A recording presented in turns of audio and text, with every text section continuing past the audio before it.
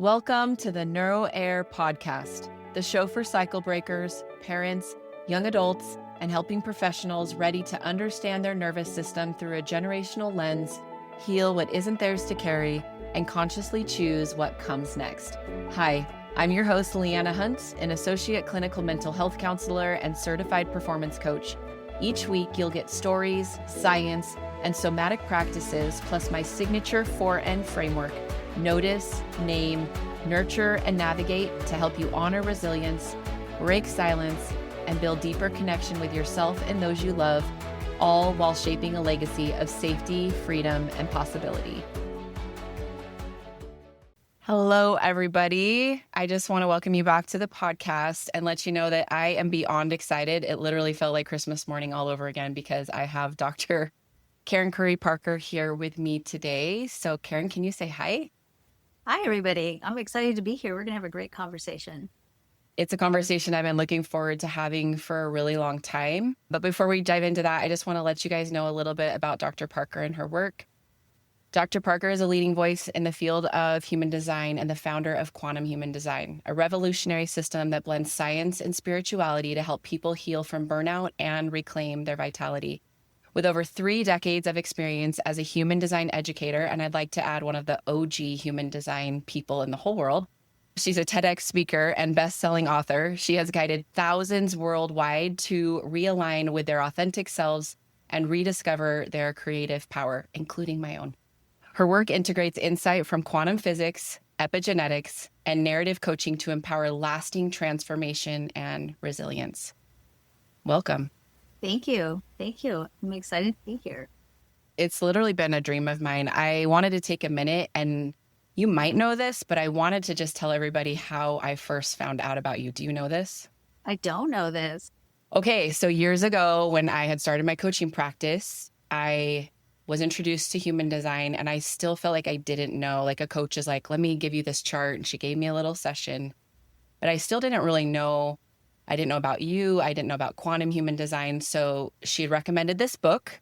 Here it is if you're watching on YouTube. So Understanding Your Clients Through Human Design by Robin Wynn, who's a therapist, which is another really interesting component. But up here at the very top of the book, it says Forward by Karen Curry-Parker.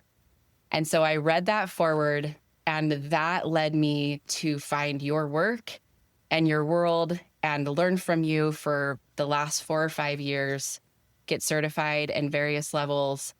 And so I'm just wondering, based on me sharing that for you, if that's a good intro into a little bit about human design and how energy works. Yeah, I think it's a great way to get started. And I love that you found me through Robin's work too, because Robin was also a student of mine for a lot of years. So Cool. So yeah.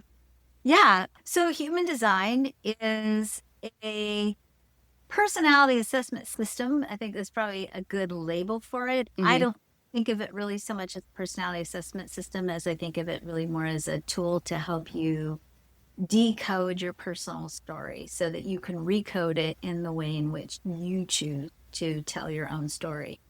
It is a system that is a synthesis of Eastern and Western astrology, the Chinese I Ching, the Hindu chakra system, Judaic Kabbalah, and a little bit of quantum physics. But really what it is, it's a system that blends ancient and modern cross-cultural archetypes.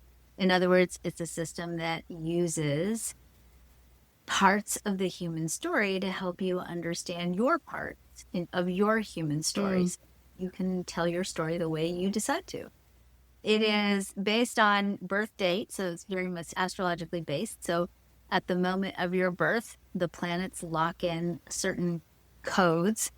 It's interesting to note that this is not scientifically valid, but certainly in the teachings of human design, or I'll say verified, maybe not valid, but verified teachings of human design, it is hypothesized that elements of your chart relate to your family lineage, to your grandparents in particular, and some of their characteristics and their traits.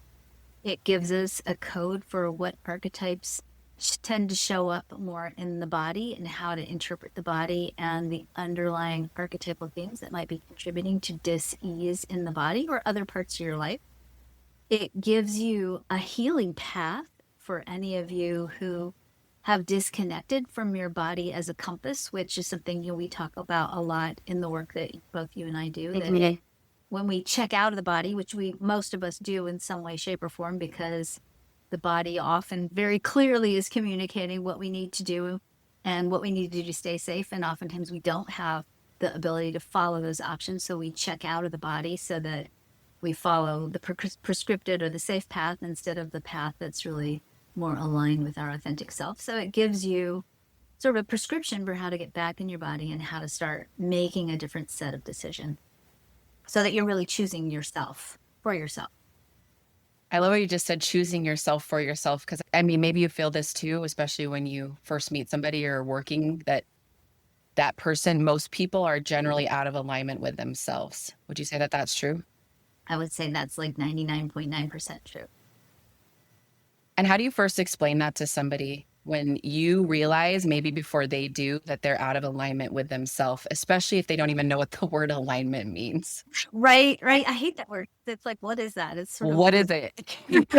So I don't start there. I Okay. always start with, let's look at what are the symptoms of misalignment in your life, Mhm. because that's usually why people are seeking help, right? They're looking for help because something's going on with their body, or something's going on with their relationships, or something's going on with their money, or something's going on with their creative fulfillment or their career, or even something's going on sometimes in their sense of meaning and purpose and their spiritual connection. And when they experience that disruption and wellness in those key areas of their lives, that's when they start to look for help. And I don't find that it's usually surprising to people when we start to break down, like, why is this not working for you?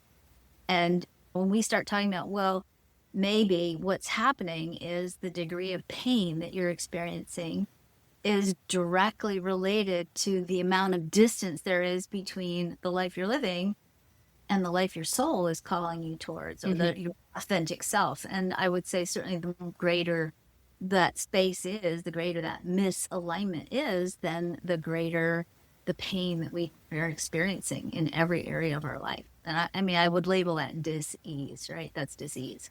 And there's a lot of that in the world right now.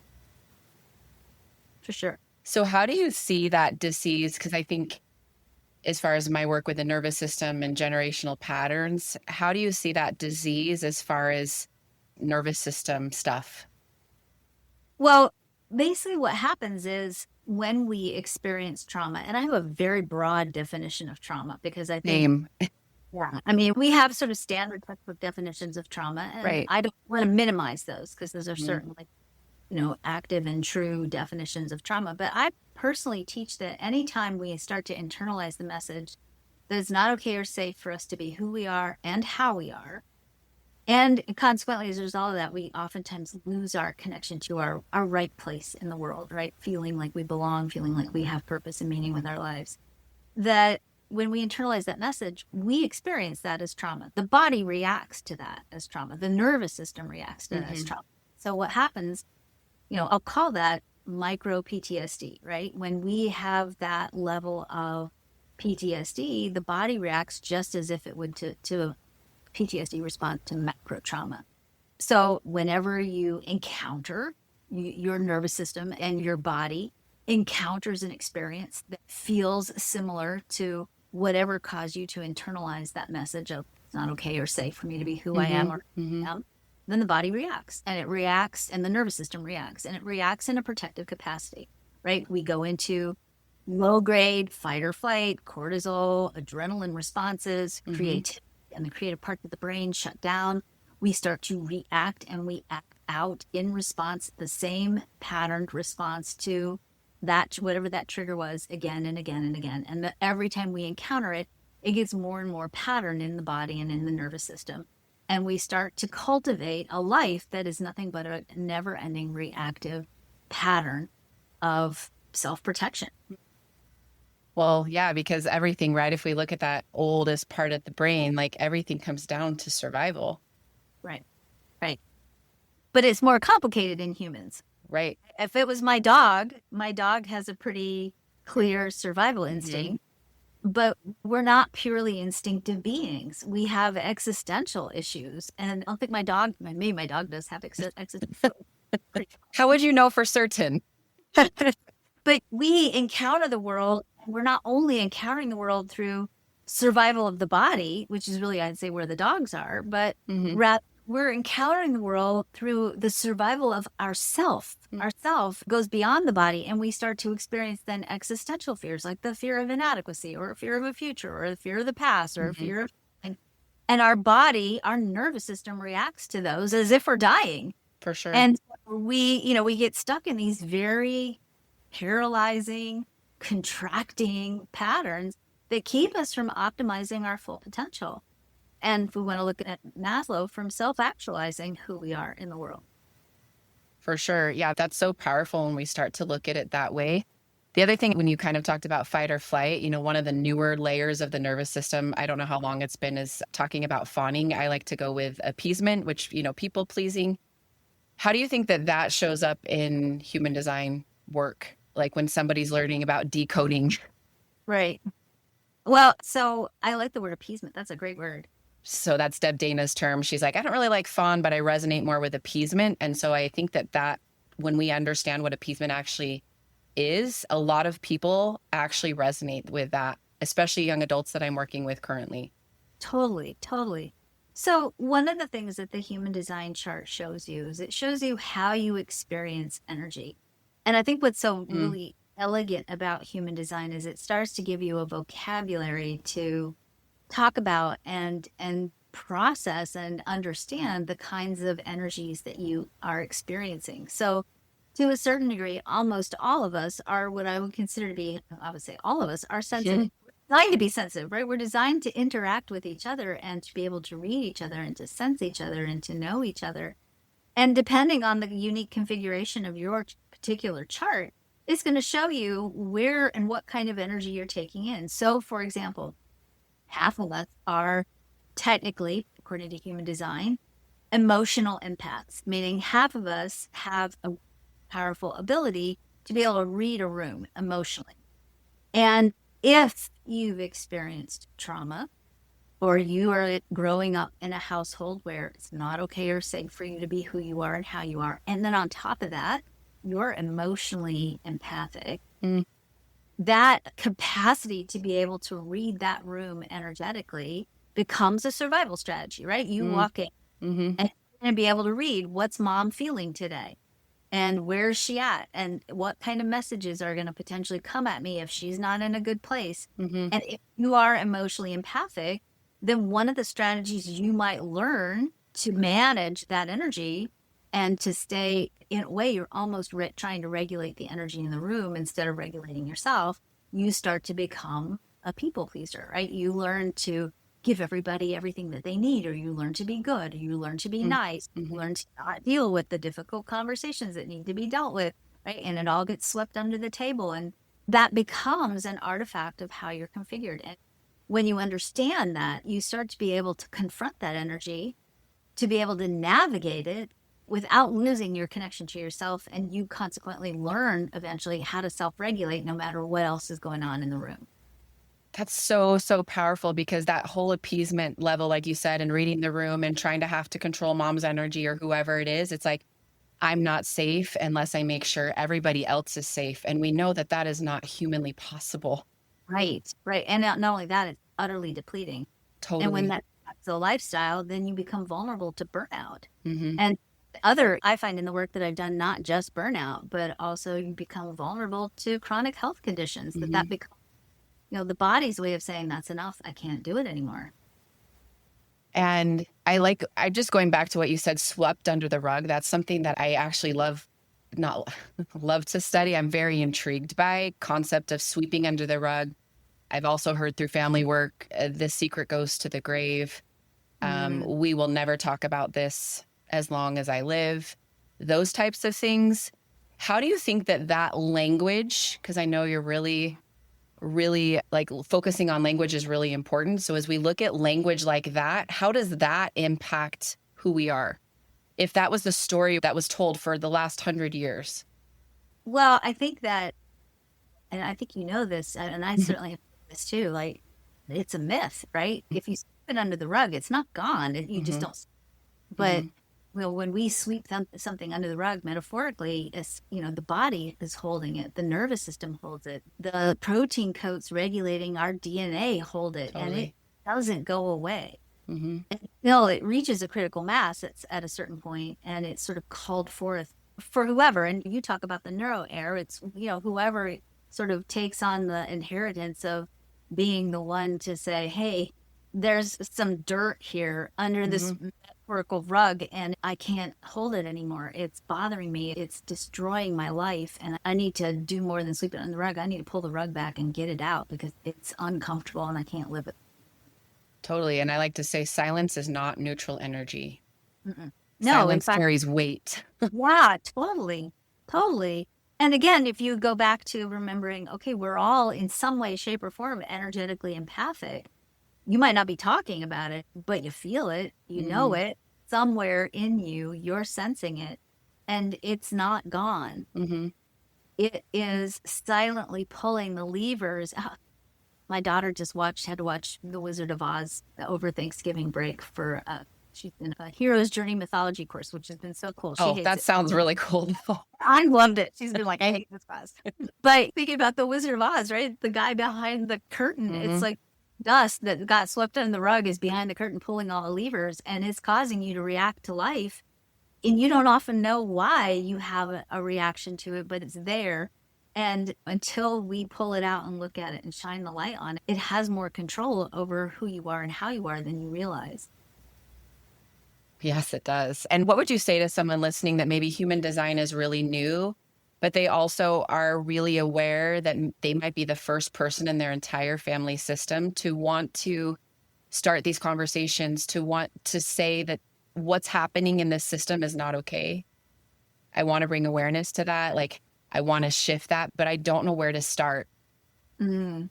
Well, that's like a 5-hour curriculum right there, but I would certainly say, Maybe we should do that. Maybe you've right? already done it.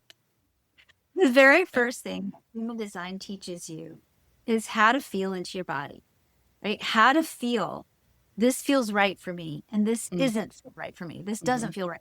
Because oftentimes, as we've talked about, that's the very first thing that goes out the window when we are trying to control regulation rather than actually self regulate, right? Mm-hmm. That the first thing we oftentimes have to do is we have to shut the body up because the body's screaming, right? It's saying, don't do that. Don't go here. This doesn't feel good. Mm-hmm. And if we don't have any options to get out of that, and we don't, right? We start our lives as children. What are you going to do? Hey, I don't like this environment. I'm going somewhere else. Like you don't have anywhere else to go. You're stuck, There's not right? really other options. Yeah.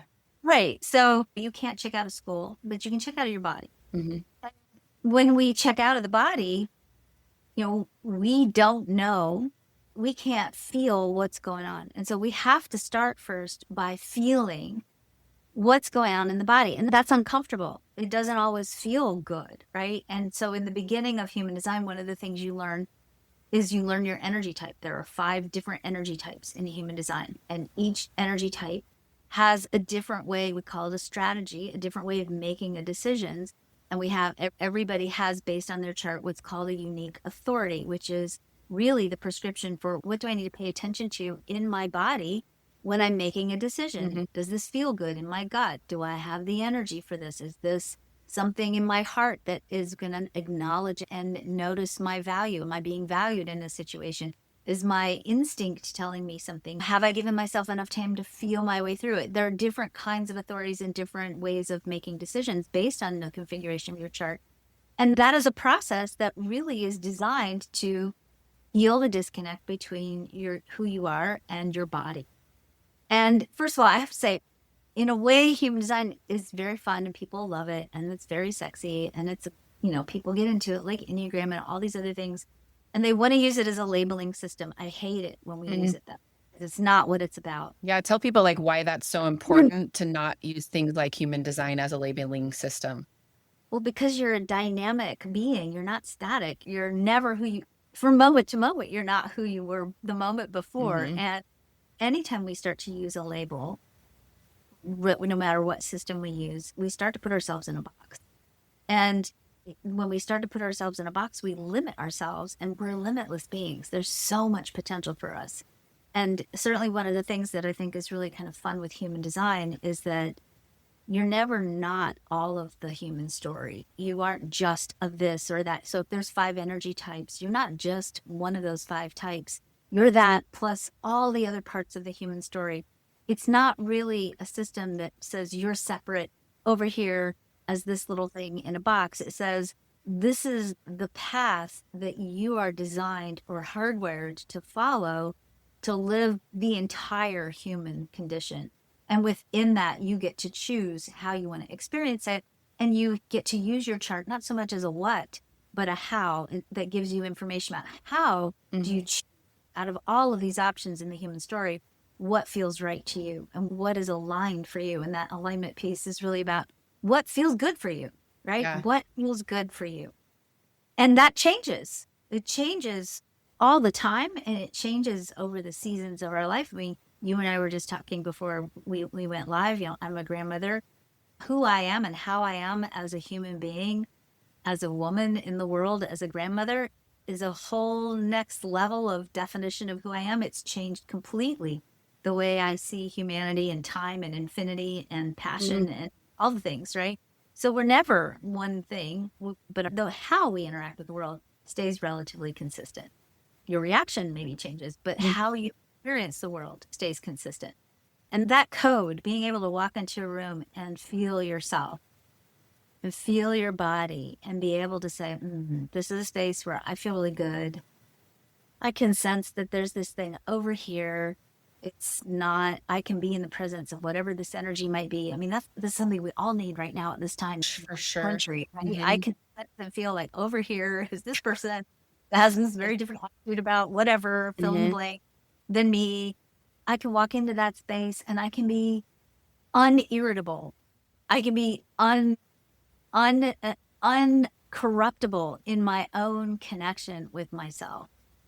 And that really is the definition of power, influence, and wellness is to be able to have an uncorrupted connection Mhm. to yourself.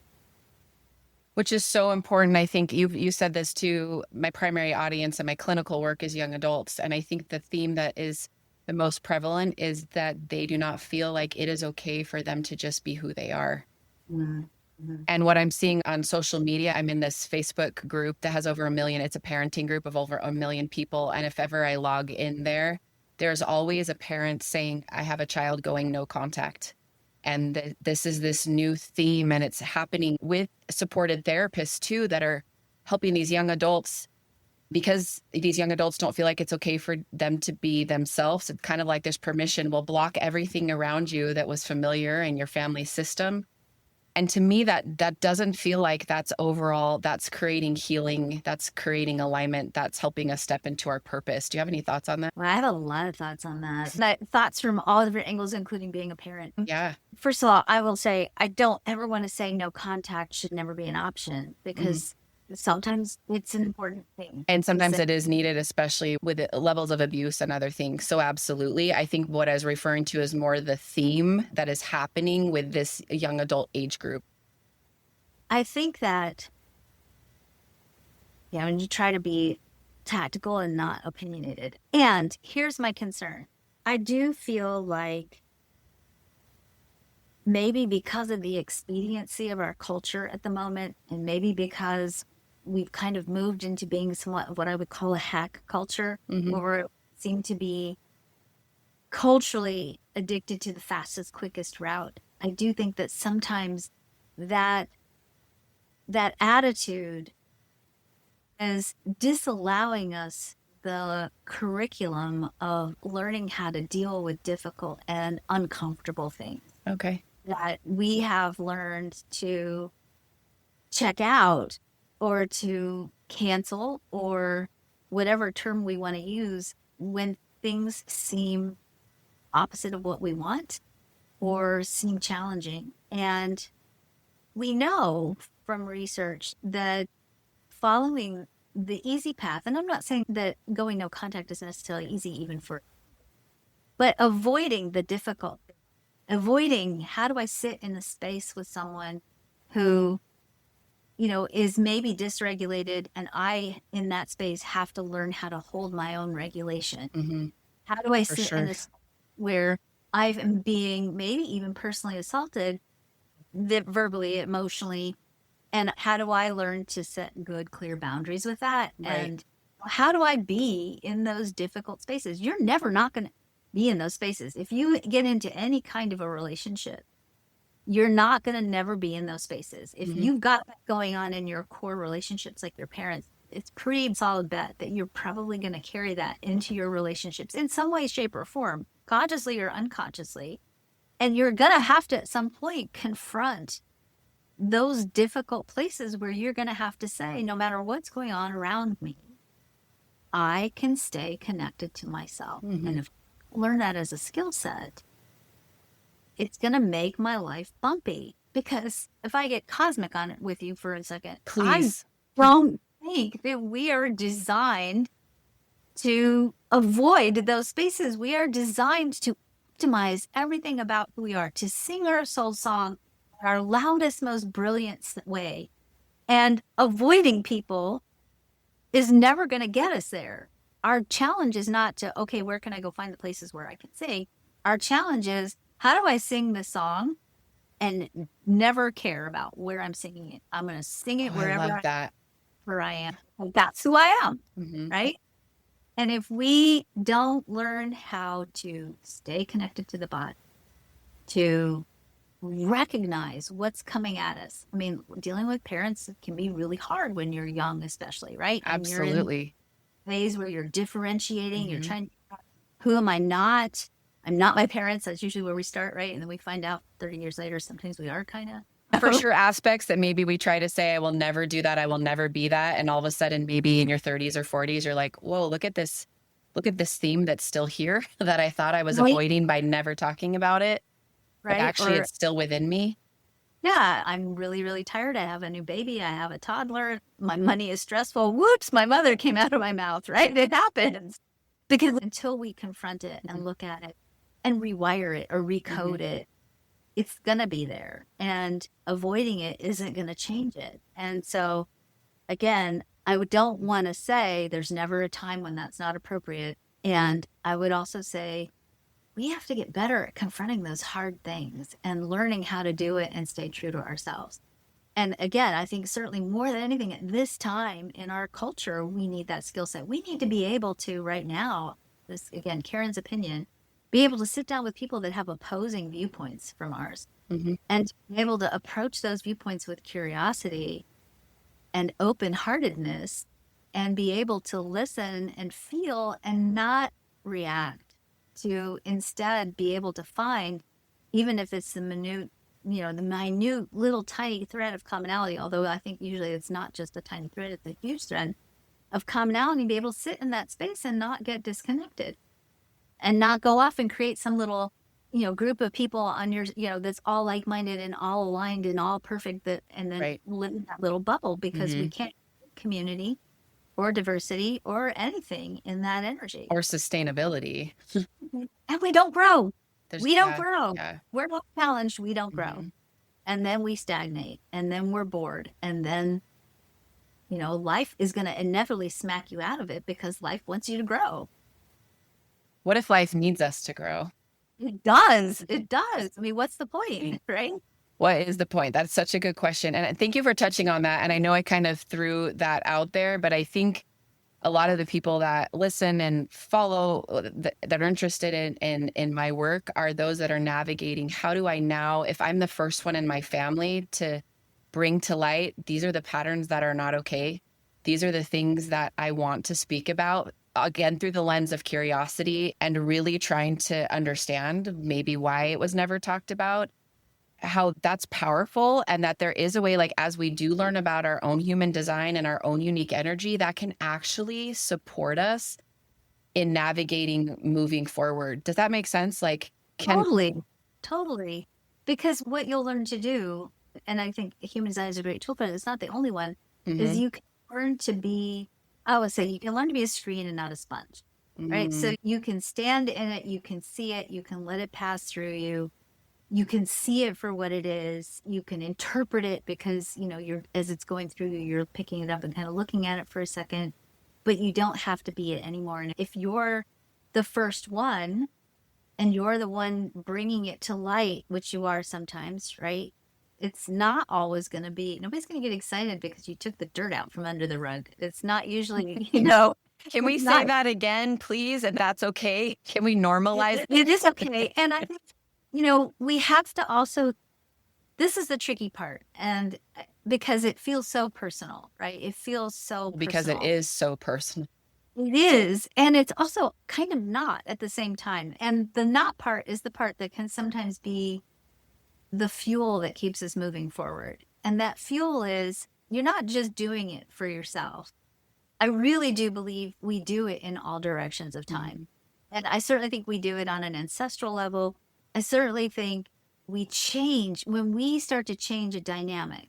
And in this case, let's say you're changing the dynamic between you and your parents. You may not realize it, but taking your parents out of that cycle by not reacting in that same way is breaking the cycle for them as well as for yourself. They might not like it because they don't know what else to do, but you're breaking that cycle for them too. You're saying, we're not doing that anymore. And what we sometimes forget to talk about is that sometimes our parents learn too, right? They realize, oh, you're right. That wasn't something I should have continued doing because they're also growing, right? They're not static. They're not staying in the same that you were when they were 16. And I For think in our sure. culture, we talk so much about trauma and parents and we sometimes forget to add in that there is also a post-traumatic growth curve, right? Not just trauma, but there's also post-traumatic growth. And that when we start breaking those cycles, it changes it in the direction of our parents. And certainly it changed the way in which we parent and grandparent. All And directions of time. yeah, absolutely. I think this is really, really powerful. I think it's also a way it's okay to say it. My parents weren't perfect. Because, Yeah. and to be okay with that, I think there's still this fight for perfectionism, especially with social media, right? And what we try to put out as far as content. And when we watch other people's stories in their lives, that maybe we get caught that, oh, I'm not living this perfect life. But I think that this awareness, there is a way to do it with love and compassion. Do you believe that as far as for ourselves and for our lineage? Totally, totally. I mean, I think being a cycle breaker is the most loving thing you can act you can commit for Wow. sure.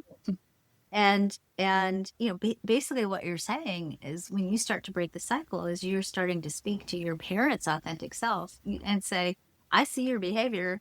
I see this pattern. That's not who you are. Mhm. And I see you behind that, right? That's an act of love.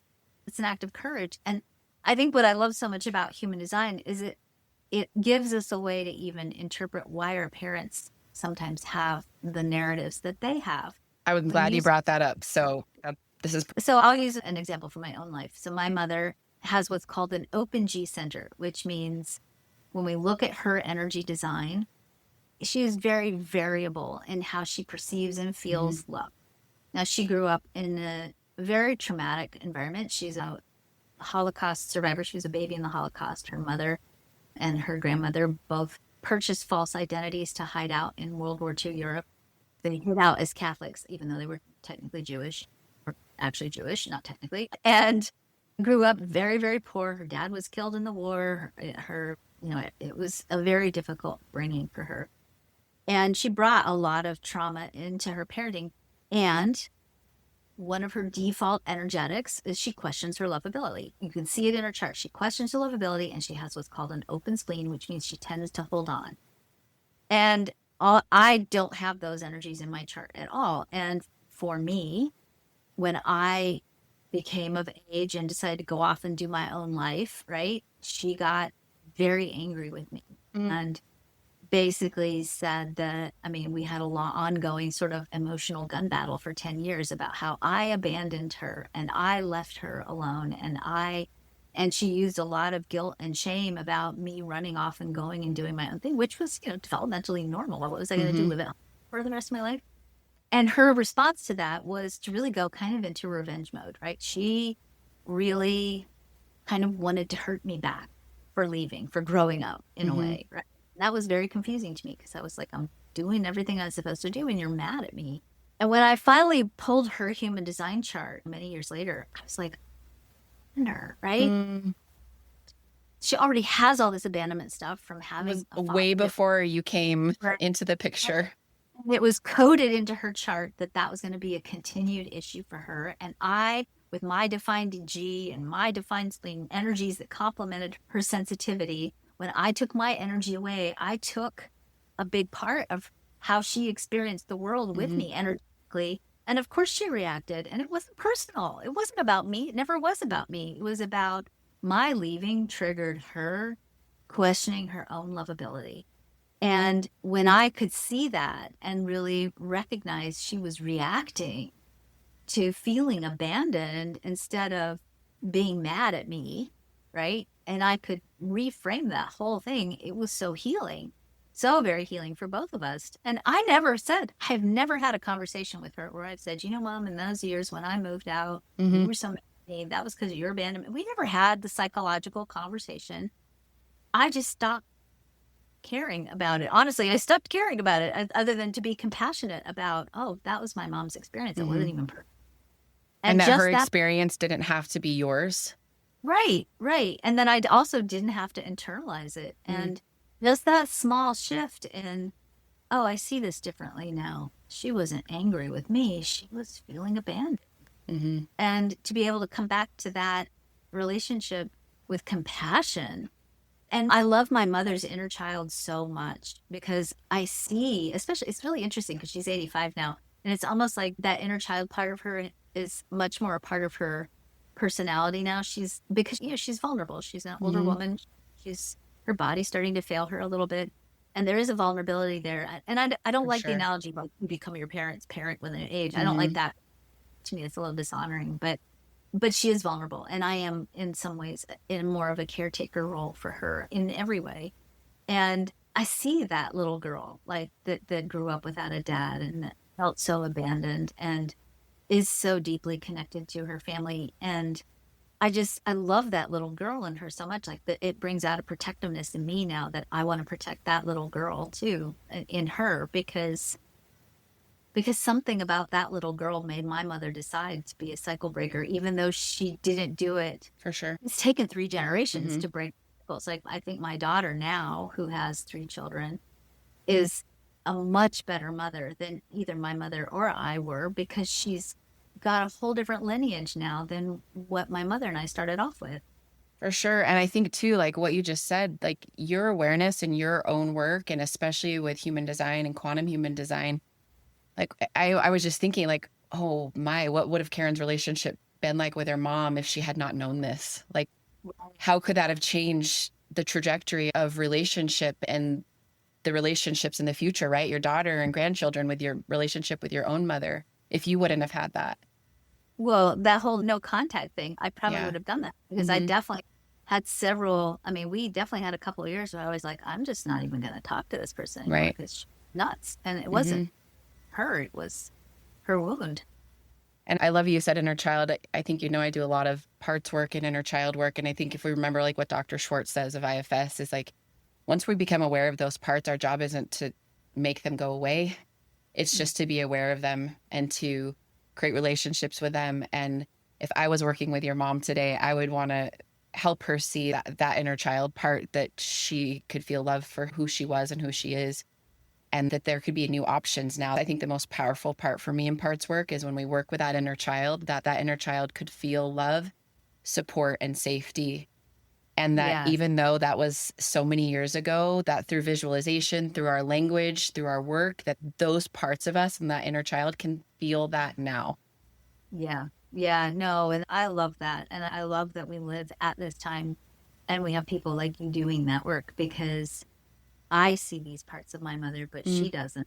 She still reacts from the wound. Mm-hmm. And it makes me so sad because I just wonder at this time in her life, like how much her life has been spent protecting this part of For herself that sure. never come out. Mm-hmm. But we can do that now at any age. So, two more questions as we kind of wrap up. When you think about your work in quantum human design, which just the word quantum for me, and I don't, for anyone listening, I love it. I feel like it's expansive instead of restrictive.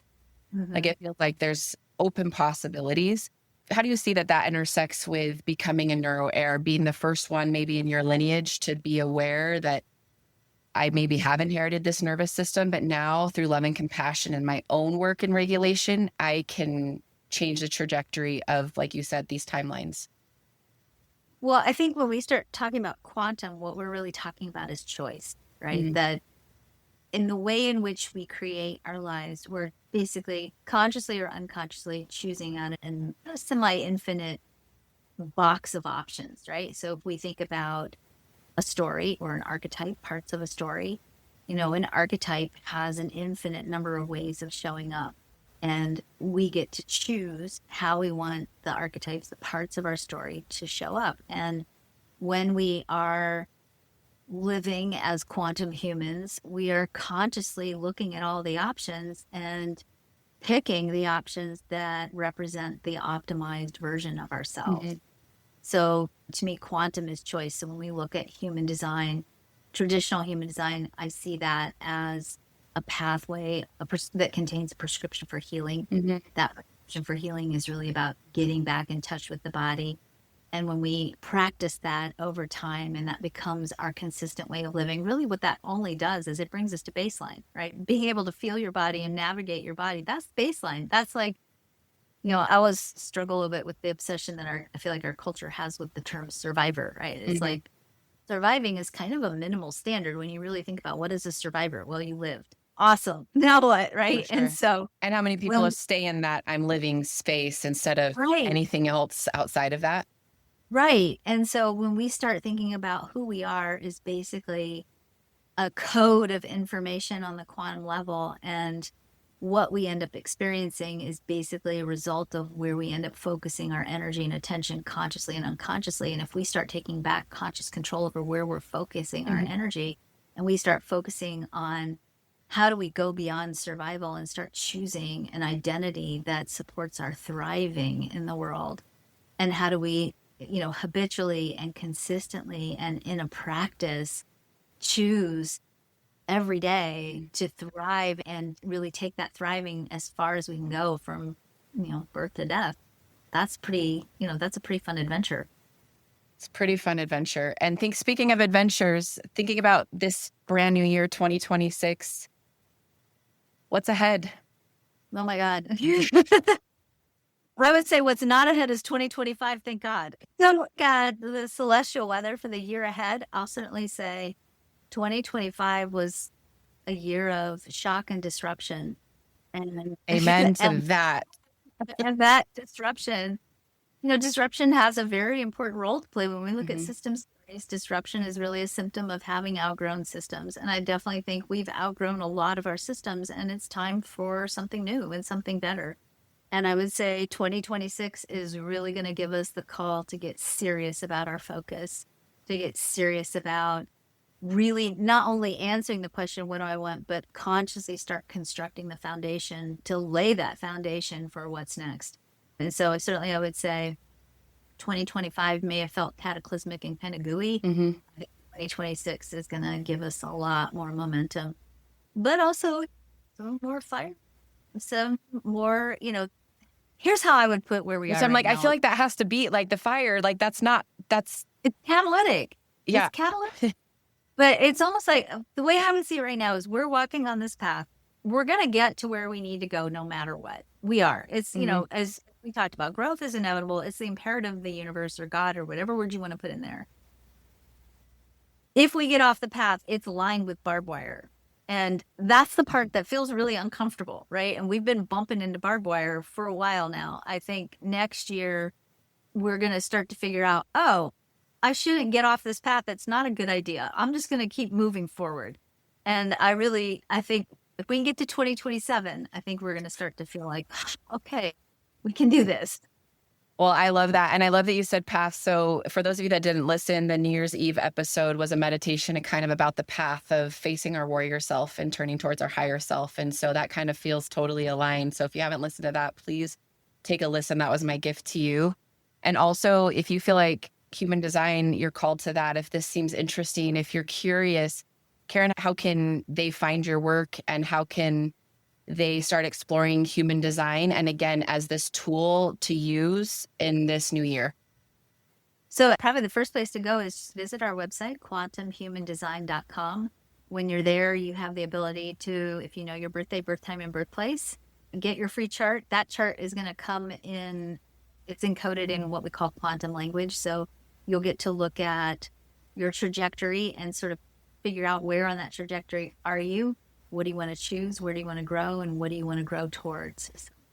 I hope you guys check that out. And just to kind of wrap up, I just want to thank you, Karen, for this conversation. Anytime I talk to you, I feel more alive, invigorated, and Karen has really become an amazing mentor to me. And I just want to say thank you. I think the book, starting this podcast, all of that was kind of became an invitation from you, which I know you said was already within me. But as we think about human design and my energy, responding to things outside of me is really important. And so as you're listening, your body is responding to what you're hearing today, just like and anything else that we take in. So if you feel called, please check out her website and her work. It's blessed my life. It's helped me overcome a lot of burnout and learn to say no, which is something I didn't know how to do for almost 40 years of my life, and help me step into this place of alignment. So Karen, any last words before we hop off? Just stay true to yourself. And if you don't know how, go figure it out. However you get there. I don't care if it's yoga. I don't care if it's mushrooms, whatever it is. Find yourself and be the person you were born to be, because the world really needs you to be that person. The world does need you, and that it's more than okay for you to be you. Mm-hmm. Yeah, so for sure. Thanks so much. Bye, guys. Thanks for joining me on the Neuro Air podcast. This work is about honoring resilience in yourself and also those who came before you, all while finding freedom from what was never yours to carry. With the help of stories, science, somatic tools, and the 4 Ns, notice, name, nurture, and navigate, you have a path toward deeper connection with yourself, your loved ones, and the legacy you want to pass on. If today's episode spoke to you, share it with someone who's ready to step into this work too. And follow the show so you never miss an episode. Remember, you may not have chosen what you inherited, but you can choose what comes next.